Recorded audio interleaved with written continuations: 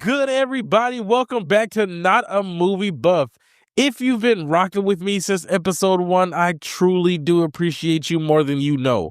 And if you're just now tapping in, you picked a great one because this is the season 1 finale. This season started with me just talking movies the way I always have. No credentials or pretending I know more than I do. Just genuine excitement, real opinions, calling things how I see them. And somewhere along the way, this show became something bigger than I expected. Conversations, laughs, and moments where I realized how much movies still matter to me. So for the finale, I wanted to end the season on pure excitement. Not reviews or rankings or breakdowns of what worked or didn't, just anticipation. Because as much as I love talking about movies I've already seen, there's something special about looking ahead. That feeling of knowing there are movies on the horizon that are going to get you in a theater seat opening weekend, popcorn in hand, phone silenced, ready to have a great time. And that's what this episode is. These are my most anticipated movies of 2026. Not what I think will be the best or what will win awards, just movies I'm personally looking forward to for my own reasons. Nostalgia, characters I love, franchises that mean something to me, or even just a promise of a great time at the movies. Some of these picks, they come from my childhood. Some of these picks I got into later, but some of them are simply because I trust the people behind them. Some I just know I'm going to have fun with. But that's the theme of this finale. Joy. The joy of being excited again, of counting down release dates, and of knowing that no matter how crazy life gets, there's always another movie coming that reminds you why you fell in love with this stuff in the first place. So let's close out season 1 the right way, with energy, with honesty, and with a lot of anticipation. All right, y'all, let's get it. So the first movie I'm really looking forward to in 2026 is the Super Mario Galaxy movie. And honestly, this one, I can't wait. I'm a huge Mario fan. I always have been. Not just in a casual way. I play the games. The 3D platforming Mario games, they're some of the best games ever made. Period. At least in my opinion. Mario Galaxy, Mario Galaxy 2, Mario Odyssey, those games aren't just good for Mario standards. They're some of the most creative, polished, and genuinely fun games I've ever played. The level design, the music, the sense of wonder, they're special. And that's why this movie excites me. The games this movie is pulling from are already doing a lot of the heavy lifting. They're colorful, imaginative, adventurous, just joyful to experience. If the movie can capture even half of that energy, I already know I'm going to have a good time. I also enjoyed the first Mario movie. I didn't go in expecting some deep emotional masterpiece. I went in expecting fun, and that's exactly what it delivered. It respected the world, respected the characters, and didn't overthink what Mario is supposed to be. It felt like it understood the assignment. So going into this one, I don't really have doubts about whether I'll enjoy it. The question for me isn't if it'll be fun, it's how much fun it's going to be. The trailer already did something I didn't expect. It made me excited for a character I normally hate. And if you know me, you know that's not easy to pull off. That alone tells me they're doing something right. Now, I'll be honest, I'm not a fan of Bowser Jr.'s voice. That hasn't grown on me yet. But even with that, nothing I've seen so far has killed my excitement. Overall, the movie just looks like it's going to be a great time. Bright visuals, big set pieces, familiar characters, and that Mario sense of adventure that never takes itself too seriously. And on top of all that, there's the bigger picture. This movie isn't just standing on its own, it's clearly part of something larger. We're already hearing rumors about an Illumination Nintendo universe, with a Donkey Kong movie possibly coming in 2028. And honestly, I'm here for it. If anything, it makes me more curious. If Nintendo does with their movies what they do with games, and take their time and treat their properties with care, I'm interested to see where it goes. So yeah, the Mario Galaxy movie is an easy one for me. Big Mario fan. I've loved the games. I enjoyed the first movie. Everything so far points to this being another amazing ride. So that's more than enough to have me excited. Next up is Scary Movie 6. And honestly, I don't even need to overthink this one. It'll have been 12 years, y'all. 12 years. That alone is enough to make the movie feel like an event. Scary Movie 5 came out back in 2013, and since then, parody movies have basically disappeared. Not because people stopped liking them, but because nobody was doing them right. The genre lost its edge, its timing, and most importantly, the people who actually understood why those movies worked in the first place. And that's why this one matters. This isn't just another scary movie. This feels like a proper return. The fact that a good chunk of the original cast is coming back immediately raises the ceiling. The Wayans brothers being involved again is huge. That's the DNA of this franchise, the humor, the tone. Without them, it never really worked the same way. Regina King back into the mix, Anna Faris, you got everyone's attention now. Those early scary movie films weren't just funny, they were rewatchable. They knew how to balance stupidity with self awareness. They were ridiculous on purpose, and they weren't afraid to go all the way with a joke instead of winking at the audience like they were too cool for it.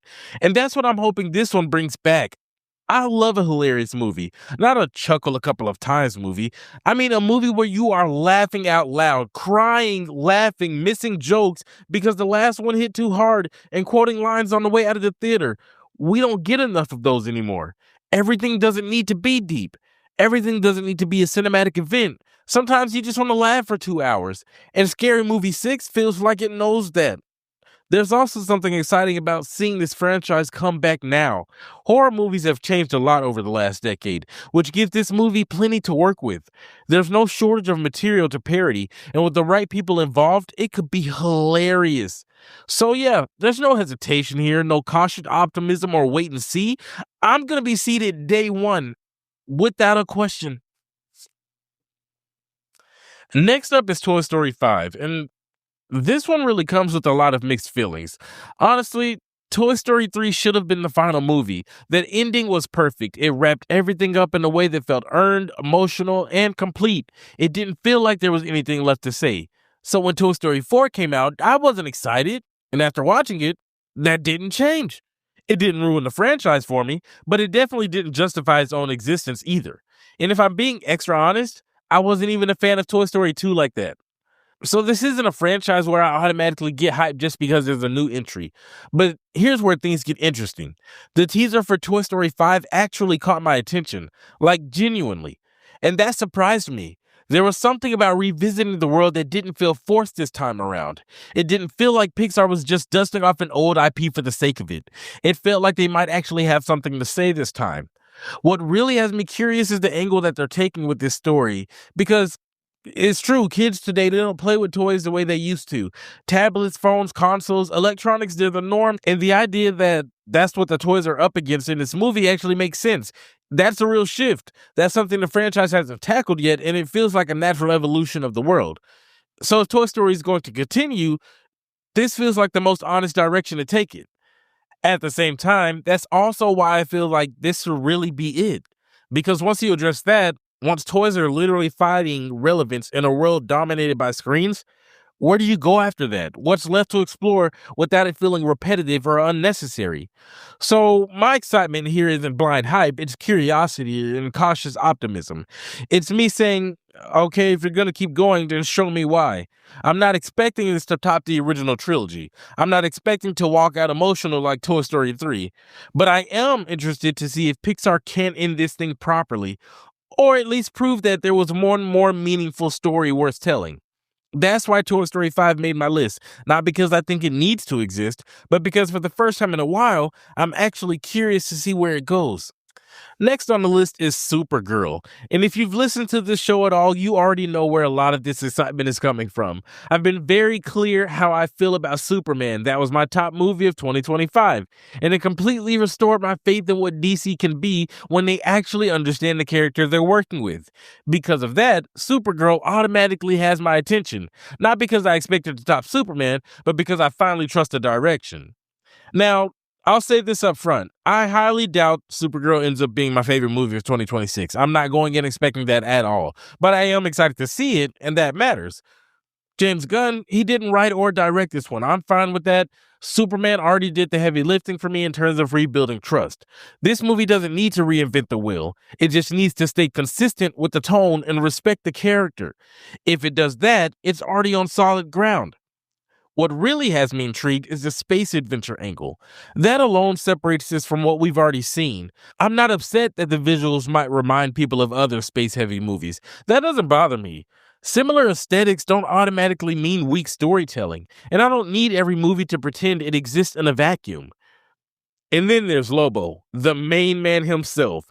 That's one of those characters I've wanted to see done right in live action for a long time. He's chaotic, loud, violent, ridiculous, and if they lean into that properly without sanding him down, he could easily steal the show. His presence alone tells me this movie isn't afraid to get a little weird, and I appreciate that. I've also always liked Supergirl as a character. The animated shows and movies did a great job showing how different she is from Superman. Similar power set, completely different upbringing and personality. She's tougher, more guarded, sometimes more aggressive. And if this movie keeps her comic accurate, that's even better. For me, this isn't about expectations or hype. It's about seeing whether DC can keep proving they understand the characters, and Supergirl feels like the right test for that. All right, y'all. Next up, we got Minions 3. And look, y'all already know how I'm coming with this one. I am a little kid at heart. I don't try to hide it at all. I love the Despicable Me series, and the Minions spin-off movies are just as funny to me. I don't watch these movies looking for deep themes or emotional breakthroughs. I watch them because they're ridiculous, colorful, loud, consistently entertaining. That's what I want to see sometimes. The first two Minion movies were a time, plain and simple. The humor works for me. It's physical comedy and it hits. And the movies fully commit to how dumb the minions are without trying to apologize for it. They don't overthink themselves. They know what they are and they lean all the way in. And I respect that. There's also something about these movies that just feels comfortable. You know you're going to laugh. You know you're going to have a good time. You're not sitting there wondering if it's going to switch tones halfway through or try to be something it's not. You sit down, turn your brain off a little, and enjoy the ride. And honestly, that matters more to me now than it used to. Another big part of why I'm excited for this one is simple. My wife is just as hyped as I am. This is one of those movies we're both excited to see together. No convincing needed. No, you pick this time negotiations. We are both already in. That shared excitement adds to it. It turns it into an experience instead of just another movie on the calendar. And honestly, that's why this one stays on my radar. No pressure or expectations to be anything deeper than it already is. I already know the vibe. I already know the laughs are coming, and I already know I'm going to enjoy myself. Sometimes anticipation really is that simple. All right, y'all. Next on my list, I've got Spider-Man Brand New Day. And I'm not going to even pretend to play it cool with this one, y'all. So many amazing things have come out about this movie. And honestly, it's looking more and more like this could end up being my top movie of 2026.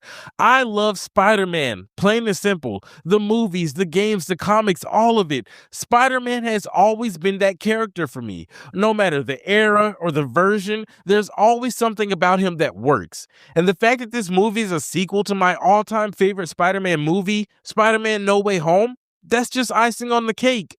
No Way Home felt like a celebration. It respected the past and delivered on emotion, and still managed to feel exciting instead of gimmicky. So knowing that Brand New Day is building off that foundation immediately raises the ceiling. This doesn't feel like a reset or a soft reboot. It feels like the next chapter of something that already proved it knows what it's doing. Everything about this movie so far looks like it's aiming higher. Bigger stakes, stronger character moments, and a Spider-Man who's clearly stepping into a new phase of his life. And that's what excites me the most. This feels like growth, not just adventure. Now let's address the elephant in the room. Yes, the trailer leaked online a couple of days ago, and yes, I've seen it, but I'm not going to talk about it. I'm not breaking anything down or spoiling anything. I will say this. Everything I saw only made me more confident, and I am here for it all. The tone, the direction, the choices being made, it all looks intentional. The movie, it just feels right. I genuinely believe that this one is going to be phenomenal in every sense of the word, not just visually or action-wise, but emotionally. Spider-Man stories work best when they balance spectacle with heart, and this looked like it understands that balance completely. As for the villain, if they were smart, it would have been Mr. Negative. That character fits the tone, themes, direction that this story seems to be heading in. But honestly, even if they go a different route, I'm open to being surprised. At this point, I trust the vision enough to let them cook. That's really what separates this movie from the rest. This isn't hype based on nostalgia or leaks or internet buzz. This is excitement rooted in confidence. Confidence that the people behind this movie understand Spider-Man and know exactly where they want to take him next. And that's why this one has me counting the days.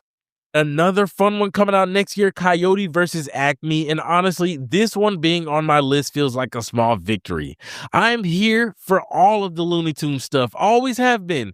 There's something timeless about those characters, the humor, the chaos, the commitment to the bit, and it's wild how rarely we actually get to see them treated like they matter on the big screen anymore. What makes this movie even more interesting is everything it went through before we ever got to see it. This film was surrounded by drama, delays, and that very real possibility of just being written off completely. And that's frustrating because when something is already finished, already made, and ready to be seen, it deserves the chance to exist. So the fact that we're actually getting to see Coyote versus Acme, that matters. It's not often that we get a Looney Tunes movie that's designed for theaters instead of feeling like an afterthought or a straight to streaming experiment. These characters were built for big screens, exaggerated visuals, and physical comedy that need space to breathe. Seeing them finally get that again is exciting on its own. And thankfully, this isn't happening in isolation. A few years back, we got The Day the Earth Blew Up, which reminded people that Looney Tunes can still work when handled with care. That movie proved there's still an audience for this kind of humor, sharp, absurd, and unapologetically cartoonish. So my hope with Coyote versus Acme is simple. Let it be fun and weird and fully commit to what Looney Tunes has always done best. I don't need it to reinvent anything. I just want it to respect the characters and give them room to shine. At the end of the day, I'm just glad that this movie didn't disappear. I'm glad it's getting its moment. And I'm excited to finally sit in the theater and enjoy a Looney Tunes movie the way it's meant to be enjoyed. That alone makes this one worth looking forward to. Another entry in James Gunn's DCU, you better know I'm here for it. I'm talking about Clayface.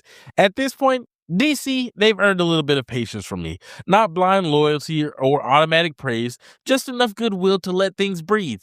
That's where I'm at with this movie. I'm excited, but I'm also trying to enjoy it one movie at a time instead of forcing everything to connect before it's ready. Because right now, people are already trying to link this to the Batman movies, and I'm just like, can we relax? We don't need to map out the entire universe yet, especially when the Batman movies stand alone and they're not in this universe. We don't need to figure out how everything fits together before we've even seen the movie or a trailer. Sometimes it's okay to just sit with the story and judge it on its own merits.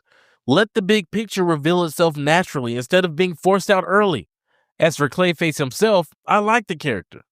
He's one of those Batman villains that doesn't always get the spotlight, but when he's done right, he's genuinely interesting. There's something inherently unsettling about him. The body horror element, the identity issues, the loss of humanity. There's a lot there to work with if the movie actually commits. And that's what excites me most about this project. This has the potential to carve out a horror subgenre within the superhero space, and that's not something we see very often.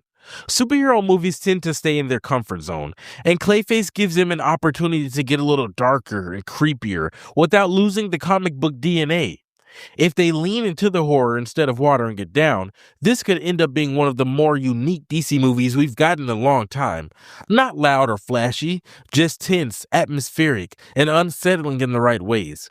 I don't need this movie to explain how it connects to everything else or post-credit scenes teasing 10 future projects. I just want a focused story that understands the villain and centering. If it does that, then this could be something really special. Next up is The Legend of Aang, The Last Airbender, and this one is personal in a way I didn't expect it to be. I got into Avatar The Last Airbender late, like way late. Like I was in my early 20s dating my now wife late. And for the longest time, I wasn't interested. People, they kept telling me I needed to watch it, friends, coworkers, everybody and their mama. But I just kept brushing it off because it didn't look like something I'd be into. But eventually I gave it a shot. And I fell in love immediately. Everything clicked. The characters, the world building, the humor, the emotional weight, it all worked. It didn't feel like a kid show. It felt like a genuinely well-told story that just happened to be animated. And once I was in, I was in. Looking back, I'm actually glad I didn't watch it as a kid, because I don't know if I would have appreciated it the same way I did as an adult. That's why this movie has my full attention. The biggest reason I'm excited is simple. The original creators are back. The same people who made the show what it was all those years ago are involved in this project. This isn't a situation where someone is borrowing the name and doing their own thing.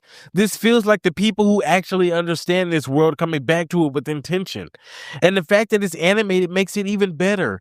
Animation gives this story room to breathe. You can be more creative and go bigger. You can fully lean into bending, spirit worlds, and action without limitations. With the bigger budget behind it, there's no reason this movie shouldn't look incredible. Avatar has always thrived visually, and animation is where it belongs. And let's be honest for a second. This movie has a chance to completely make up for the absolute dumpster fire that was The Last Airbender. And I don't say that lightly. That movie was abysmal. I couldn't even finish it. It was that bad. I stopped at the beginning. It missed everything that made the show special. And until the live action show came out on Netflix, it was just hanging over the franchise. This movie feels like a chance to finally put that movie behind us. A good movie in the Avatar The Last Airbender franchise. But not by pretending The Last Airbender didn't happen, but by doing it right. So yeah, there's no hesitation here. No cautious optimism or we'll see how it turns out. I'm excited. I trust the creators and I love the world. I'm truly looking forward to seeing Aang's story brought back to the screen the way it deserves. You better believe I'll be seeing day one. Absolutely 100%. Last on the list is Avengers Doomsday, and this one comes with more mixed emotions than anything else I've talked about so far. There's no denying it, this will probably be the biggest movie of the year, and just off name alone, Avengers movies are events, they always have been. Because of that, I'm obviously ready to see it. I don't care how tired people say they are of the MCU. When an Avengers movie drops, people show up, and I'm gonna be one of them. That being said, the biggest doesn't automatically mean the greatest. A big part of my hesitation with this movie comes from what could have been. I was really looking forward to Kang, like for real, truly. He felt like the right kind of long term villain, layered, dangerous, and different from what we'd already seen. I understand the Jonathan Majors situation, I really do, but at the same time, this is Kang. They could have recast him. The character's literally built around variants. That pivot didn't have to derail the entire plan. Instead, it feels like Marvel hit the panic button. Now we're bringing back the big three, and we're being told it's not a reboot, while also knowing this is leading directly into Secret Wars, which is basically a reboot for the MCU. And that contradiction is where my skepticism lives. You can't keep saying this isn't a reset while clearly setting up something that resets everything. I'm not mad about seeing familiar faces again. I just need it to make sense. My other big concern is pacing. Marvel has a habit lately of giving us these massive runtimes where the movie takes forever to get going and then all the action is crammed into the last hour. And even then, it's really only like 30 to 45 minutes of real action. For a movie of this scale, that can't happen again. An Avengers movie needs momentum throughout, not just a payoff at the end. That being said, I'm still here for it. Not because I'm convinced it'll be amazing, but because it's a turning point. This movie has to justify where the MCU is going next. It has to prove there's still a plan. It has to show that the franchise can course correct without relying purely on nostalgia and spectacle. So yeah, my excitement here is cautious. I'm ready to be impressed, but I'm also ready to call it out if it fumbles. This movie has a lot to answer for, and I'm curious to see if it can pull it off. That curiosity alone earns it a spot on this list. And that's it. That's my list. Those are the movies that I'm really excited for in 2026. Not because they're guaranteed to be perfect or guaranteed to break records, but because they make me want to go to the movies. And honestly, that's the best place to end this season. When I started Not a Movie Buff, this wasn't about being right. It wasn't about having the smartest takes or chasing whatever the conversation of the week was. It was about loving movies the way I always have. Loudly, honestly, sometimes critically, but always with excitement. Season 1 has been about rediscovering that joy, about talking through what works and what doesn't, why certain movies stick with us while others don't, about remembering that at the end of the day, movies are supposed to be fun, something we look forward to and that brings us together and gives us stories to talk about long after the credits roll. And if you've been here through this season, whether you listened to every episode, jumped in late, or just found the show, I truly do appreciate you. Thank you so much for every listen, every share, every conversation. It means more than you know. So, If you haven't already, make sure you're subscribed to the podcast and following Not a Movie Buff wherever you listen. Season 1 might be wrapping up, but this is just the beginning. I'll be back for season 2 with more conversations, more honesty, and a whole lot more movies to talk about. Because at the end of the day, I may not be a movie buff, but I'll see you at the movies.